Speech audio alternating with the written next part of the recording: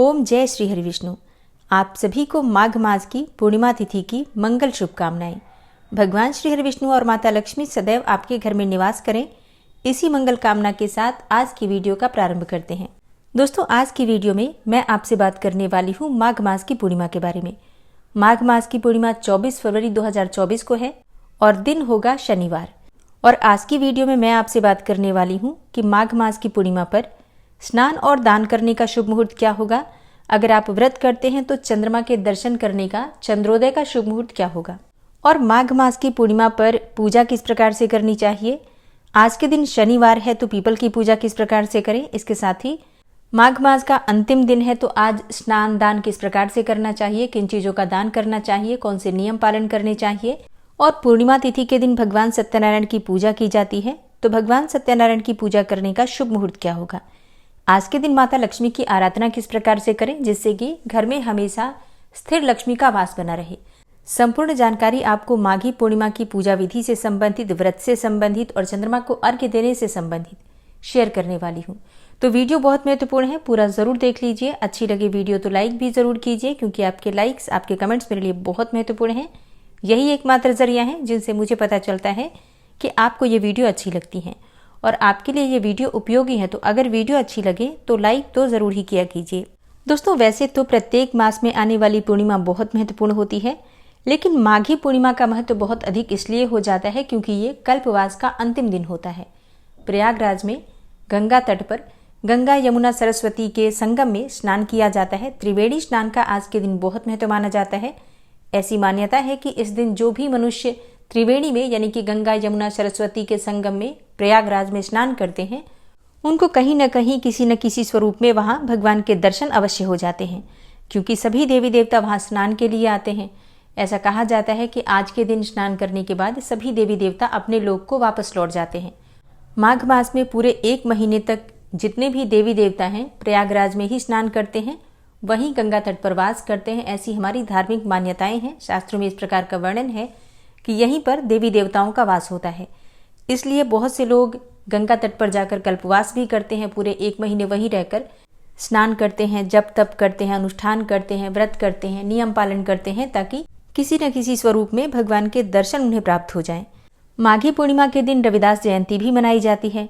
गुरु रविदास भक्ति आंदोलन के एक प्रसिद्ध संत थे और गुरु रविदास का जन्म माघी पूर्णिमा के दिन ही हुआ था।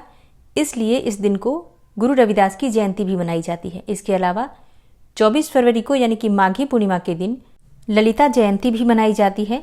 इस दिन माता ललिता की पूजा करने से व्यक्ति को सभी प्रकार की सिद्धियां प्राप्त हो सकती हैं और इसलिए माघी पूर्णिमा के दिन ललिता सहस्त्रनाम का पाठ जरूर करना चाहिए। बात करें पूर्णिमा तिथि के शुभ मुहूर्त के बारे में, तो देखिए, पूर्णिमा तिथि का प्रारंभ हो जाएगा 23 फरवरी को दिन में 3:33 पर और समाप्त हो रही है 24 फरवरी को शाम को 6 बजे। तो सूर्योदय कालीन तिथि में पूर्णिमा हमें 24 फरवरी को प्राप्त हो रही है। इसलिए पूर्णिमा का व्रत, स्नान दान, सत्यनारायण भगवान का व्रत, रविदास जयंती, ललिता जयंती, ये सभी चीजें 24 फरवरी 2024 को ही मनाई जाएंगी।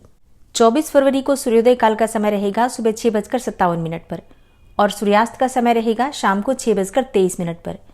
जो भक्त चंद्रमा को अर्घ्य देते हैं, पूर्णिमा का व्रत धारण करते हैं या बिना व्रत के भी चंद्रमा को अर्घ्य देते हैं, तो चंद्रोदय समय नोट कर लीजिए। शाम को 6:24 पर चंद्रोदय का शुभ मुहूर्त रहेगा। वैसे अपने शहर में आप देख सकते हैं, जब भी चंद्रमा उदित हो तो उनके दर्शन करके उन्हें अर्घ्य देना चाहिए कच्चे दूध से। गाय के दूध में आपको थोड़ा सा जल मिलाना है, थोड़ी मिश्री डालनी है या फिर शहद डालना है, थोड़ा सा चावल डाल दीजिए, अखंडित चावल, और एक सफेद पुष्प डालकर और भगवान चंद्रदेव के दर्शन करते हुए ओम चंद्रमसे नमः, ओम सोम सोमाय नमः, इस प्रकार से मंत्र जप करते हुए चंद्रमा को अर्घ्य जरूर देना चाहिए। आप व्रत करते हैं तब भी, व्रत नहीं करते हैं तब भी चंद्रमा को अर्घ्य आप दे सकते हैं। चंद्रमा को अर्घ्य देने से सुख, समृद्धि, संतान, सौभाग्य, हर प्रकार की कामना पूर्ण हो जाती है।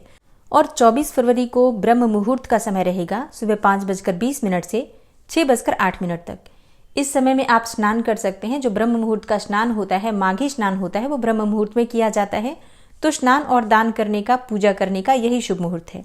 वैसे तो देखिए, दान आप कभी भी कर सकते हैं पूरे दिन में। माघी पूर्णिमा ही है तो पूरे दिन में कभी भी दान कर सकते हैं। आप पूजा भी दिन में कभी भी कर सकते हैं, लेकिन सुबह का स्नान जो होता है ब्रह्म मुहूर्त में, स्नान करने के बाद, पूजा करने के बाद उसी समय ब्रह्म मुहूर्त में ही अगर आप दान निकाल देते हैं तो इसे अत्यंत श्रेष्ठ माना जाता है।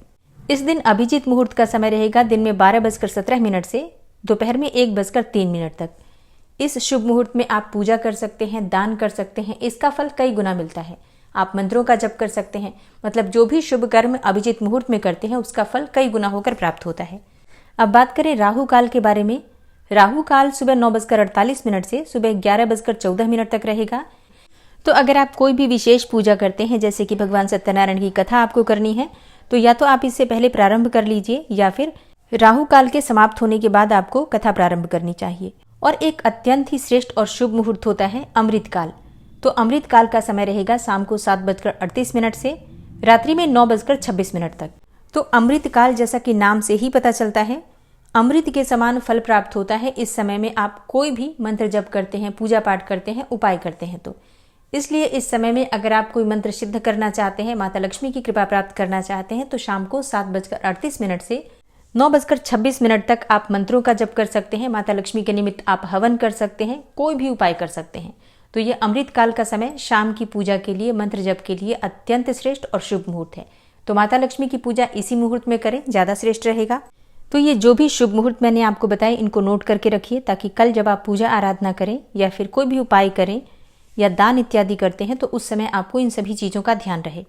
बात करें पूजा विधि के बारे में कि माघी पूर्णिमा के दिन पूजा किस प्रकार से करनी चाहिए, तो देखिए, माघ पूर्णिमा के दिन प्रातःकाल ब्रह्म मुहूर्त में स्नान करना चाहिए। अब हो सके तो आप गंगा स्नान कर सकते हैं या कोई भी पवित्र नदी आपके घर के आसपास है तो वहां जाकर स्नान कर सकते हैं। लेकिन अगर ऐसा संभव न हो तो अपने घर में भी जो स्नान का जल है उसमें गंगा जल मिलाकर या किसी पवित्र नदी का जल मिलाकर स्नान कर सकते हैं। स्नान करते समय सभी पवित्र नदियों का स्मरण करना चाहिए। इसके साथ ही भगवान श्री हरि विष्णु का स्मरण करना चाहिए। ओम नमो नारायणाय नमः इस प्रकार से मंत्र जप करना चाहिए। कहा जाता है कि आज के दिन भगवान श्री हरि विष्णु का वास होता है गंगा जल में, इसलिए ही गंगा स्नान किया जाता है। तो आप घर में भी स्नान करते हैं तो गंगा जल मिलाकर जब स्नान करते हैं तो गंगा में ही स्नान के समान आपको शुभ फल प्राप्त होता है। भगवान श्री हरि विष्णु का स्मरण करते हुए स्नान करना चाहिए।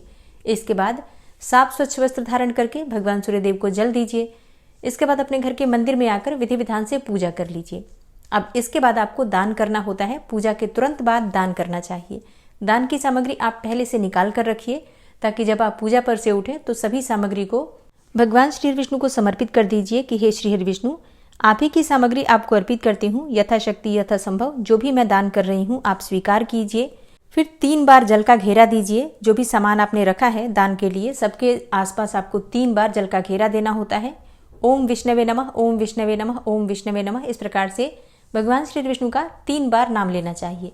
और इसके बाद अपने हाथों से सामग्री को स्पर्श करके और दान के निमित्त आप निकाल देते हैं। इसके बाद आप ये सामग्री किसी भी ब्राह्मण को, किसी धर्म स्थान में या किसी मंदिर के पुजारी को भी दान कर सकते हैं। अब बात करें कि आज किन चीज़ों का दान करना चाहिए, तो देखिए, यथाशक्ति यथासंभव जो भी आपके पास सामग्री हो उसका दान कर सकते हैं। जैसे कि अन्न का दान कर सकते हैं, धन का दान कर सकते हैं, वस्त्रों का दान कर सकते हैं।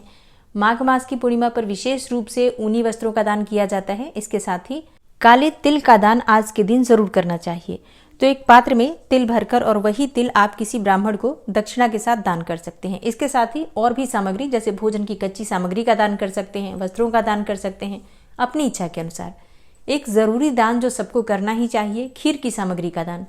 या तो आप खीर बनाकर दान कर दीजिए या फिर खीर की सामग्री जैसे कि चावल, दूध और चीनी, ये तीनों चीजें। इसके साथ ही आप थोड़े से ड्राई फ्रूट्स रख सकते हैं, मेवा, और ये सभी चीजें आप किसी ब्राह्मण को दान कर दीजिए। और हाँ, जब आप दान करते हैं तो दक्षिणा जरूर होना चाहिए। अपनी इच्छा के अनुसार कितने भी पैसे दक्षिणा के स्वरूप में आप रख सकते हैं। आज के दिन गरीबों को, जरूरतमंदों को, ब्राह्मणों को दान करने से पितरों की आत्माएं तृप्त होती हैं, पितृ दोषों से मुक्ति मिल जाती है।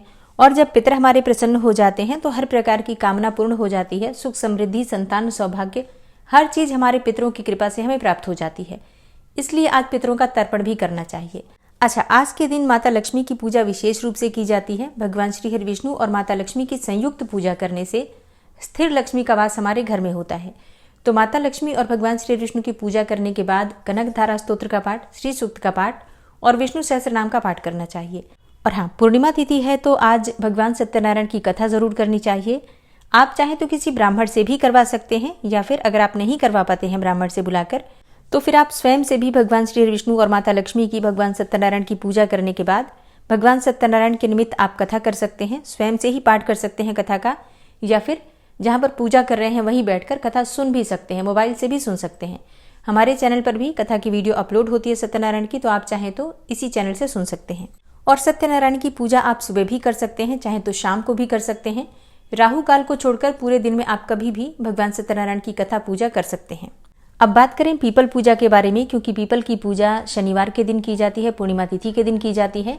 ऐसी मान्यता है कि पूर्णिमा तिथि के दिन श्री हरि विष्णु और माता लक्ष्मी पीपल के वृक्ष में वास करते हैं, और पीपल की पूजा पूर्णिमा पर करने से श्री हरि विष्णु और माता लक्ष्मी की कृपा हमें प्राप्त हो जाती है। तो पीपल की पूजा आप सुबह कर सकते हैं। सूर्योदय के बाद आप 10 बजे तक पीपल की पूजा कर सकते हैं। तो मतलब घर में भगवान श्री विष्णु की पूजा कर लीजिए, दान की सामग्री निकाल दीजिए, इसके बाद आप जाकर पीपल की पूजा कर सकते हैं। सामग्री क्या चाहिए आपको? देखिए, आपको एक पात्र लेना है, कोई सा भी पात्र आप ले सकते हैं, तांबे के पात्र को छोड़कर। पात्र में आपको थोड़ा सा दूध डालना है, कच्चा दूध। गाय का मिल जाए तो सर्वोत्तम है, गाय का ना मिले तो जो भी दूध आपके पास उपलब्ध हो, अगर कच्चा दूध है तो आप प्रयोग कर सकते हैं। दूध ना हो तो आप सिर्फ जल भी चढ़ा सकते हैं, ठीक है? तो परेशान नहीं होना है। दूध मिल जाए तो जरूर चढ़ा दीजिए। पात्र में आपको थोड़ा गंगा जल लेना है, फिर कच्चा दूध डालना है, फिर उसी को जल से भर दीजिए। अब इस जल के पात्र में आपको थोड़ा शक्कर डालना है, थोड़ा सा पुष्प डालना है। सफ़ेद पुष्प आप ले सकते हैं, पीले पुष्प ले सकते हैं। इसके अलावा शक्कर डाल दीजिए, आप चाहें तो शहद भी डाल सकते हैं, थोड़े से अक्षत और थोड़े से काले तिल। अब ये मीठा जल तैयार हो गया, इसी को आपको पीपल की जड़ में अर्पित करना है, और फिर पीपल के पास आपको धूप दीप अर्पित करना है। पीपल की परिक्रमा कर लीजिए। आज शनिवार है तो पीपल को स्पर्श करके और अपने मन की कामना कही जाती है तो हर कामना पूरी हो जाती है। तो पीपल को स्पर्श करते हुए परिक्रमा कर सकते हैं आप, और फिर पीपल को छूकर सभी ग्रहों की शांति के लिए भगवान शनिदेव से प्रार्थना कर सकते हैं। श्री हरि विष्णु और माता लक्ष्मी से प्रार्थना कर सकते हैं कि हे श्री हरि विष्णु, हे माता लक्ष्मी, आप मेरे घर में चले, मेरे घर में स्थायी रूप से वास करें और मेरी हर प्रकार की आर्थिक समस्या का समाधान करें। पीपल के वृक्ष में हमारे पितरों की आत्माएं वास करती हैं, तो वहां पर अगर हम अपने पितरों के निमित्त प्रार्थना करते हैं, अपने पितरों से प्रार्थना करते हैं अपनी परेशानियों को दूर करने के लिए, तो पितरों की कृपा बड़ी जल्दी मिल जाती है। तो अपने पितरों का स्मरण करते हुए अपने दोनों हाथ जोड़कर अपनी सभी गलतियों के लिए, जाने अनजाने हुई समस्त गलतियों के लिए क्षमा प्रार्थना करके और अपने पितरों से प्रार्थना कीजिए कि आपकी हर प्रकार की परेशानी को दूर करके आप पर कृपा करें, भूल चूक क्षमा करें। इस प्रकार से अपने पितरों से प्रार्थना पीपल के वृक्ष के पास जरूर करनी चाहिए। फिर शाम के समय संध्या काल में जाकर एक दीपक भी जरूर जला दीजिए। दीपक आप सुबह भी जला सकते हैं, शाम को भी जला सकते हैं, लेकिन शाम का दीपक जलाना अत्यंत श्रेष्ठ माना जाता है। संध्या काल में पीपल के नीचे दीप जलाने से पितरों की भी कृपा मिल जाती है, और शनि दोषों से, जैसे कि शनि की 7.5 से, ढैया से, या फिर शनि की दशा अंतरदशा में आप परेशान हो रहे हैं, तो पीपल के पास अगर शाम के समय दीपदान करते हैं तो समस्त प्रकार के ग्रह दोषों से मुक्ति मिल जाती है। इसके अलावा माता लक्ष्मी, भगवान श्री हरि विष्णु प्रसन्न हो जाते हैं। और माघी पूर्णिमा के दिन भगवान शिव की पूजा में शिवलिंग का अभिषेक करने से हर प्रकार की परेशानी से आपको मुक्ति मिल जाती है। तो शिवलिंग पर कच्चा दूध अवश्य अर्पित कीजिए। और घर में सुख समृद्धि के लिए, संपदा की वृद्धि के लिए, श्री हरि विष्णु और माता लक्ष्मी के स्थिर वास के लिए, अखंड लक्ष्मी की प्राप्ति के लिए अपने घर में शाम के समय श्री हरि विष्णु और माता लक्ष्मी की विशेष रूप से पूजा करनी चाहिए। माँ लक्ष्मी को लाल पुष्प अर्पित करें, भगवान श्री हरि विष्णु को पीले पुष्प अर्पित करें, और वहीं बैठकर भगवान श्री हरि विष्णु और माता लक्ष्मी की प्रसन्नता के लिए मंत्रों का जप करें। माता लक्ष्मी को आज के दिन खीर का भोग अवश्य लगाना चाहिए, और खीर से आहुति देने से माता लक्ष्मी प्रसन्न हो जाती हैं। तो आज के दिन आपको एक छोटा सा हवन खीर से अवश्य करना चाहिए।